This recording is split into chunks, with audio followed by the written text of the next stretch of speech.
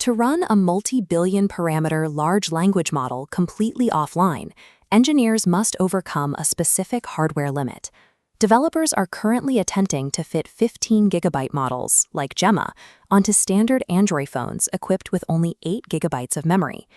Building on-device AI tutors, like the systems required for the NUA X Prize project, requires absolute data privacy. The device cannot rely on cloud servers to compute the intelligence. Physical RAM allocation is the definitive hardware bottleneck for these systems. An Android smartphone reserves roughly 3.5 gigabytes of its memory for the kernel and background system services before any user application even launches. That leaves only 4.5 gigabytes of free user space memory for the entire AI application to function.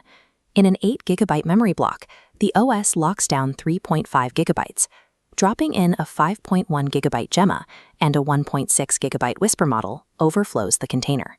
The kernel registers a high-pressure stall, triggering the low-memory killer daemon, which instantly terminates the application.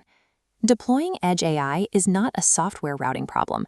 It is a matrix physics problem that requires altering the mathematics of the neural network. The standard shortcut for edge deployment is post-training quantization, or PTQ. This assumes that crushing 16-bit floating point weights down to 4-bit integers will save space without consequences.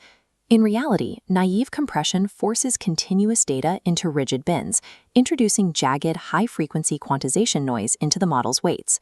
We contrast the continuous 3D vector gradient of 16-bit precision against a rigid, coarse block grid of 4-bit integers.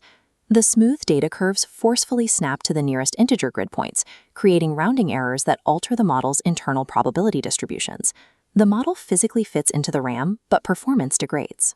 It may hallucinate or drop variables during multi-step logic and complex code-switching tasks. Protecting intelligence at the edge requires an ahead-of-time compiler pipeline to mathematically restructure the network before it touches the hardware. This restructuring occurs in the foundry state, an ahead-of-time compilation pipeline running on cloud GPUs before mobile deployment. The first objective is dropping non-essential dimensions from parameter layers using singular value decomposition. Running standard SVD on a quantized model is inefficient, wasting its rank allocation trying to reconstruct artificial quantization noise rather than semantic intelligence. The solution is activation-driven SVD, also known as whitening. Instead of evaluating weight matrices in a vacuum, a calibration dataset is passed through the model. This captures the input activation covariance matrix, highlighting the specific active columns. This projects the matrix into the exact vector subspace where the functional data travels. Eigenvectors rotate the tensor space, aligning active data streams into a concentrated center block. We slice away inactive dimensions, factorizing the massive original matrix into 2 lean, low-rank matrices. This math reduces the memory footprint and the required clock cycle operations for that layer by up to 93. We solve this using Tucker tensor decomposition, a higher dimensional generalization of SVD. This diagram clearly illustrates tensorization. We stack these independent attention matrices layer by layer into a single 3-dimensional tensor block. The decomposition identifies shared relational data and eliminates cross-head training noise across the block. The process extracts a tiny core tensor cube and a set of shared orthogonal basis matrices, forcing all heads to share a common vector subspace. This structural denoising reduces the attention mechanism's disk size by over half while maintaining reasoning capacity. The final precision challenge is creating sparsity, pruning weights to 0 without breaking structural integrity. Standard magnitude pruning can delete small values that are essential parameters for logic and linguistic coherence. To avoid this, we use the Hessian matrix, a grid of second-order partial derivatives representing the local curvature of the model's loss function. In this grid of interconnected weights, we target a specific node for deletion. Using the optimal brain surgeon framework, we remove it, leaving a void. The inverse Hessian calculation determines how to adjust surviving weights to compensate for the missing data. The final AOT pass is matrix vectorization and deterministic block hashing.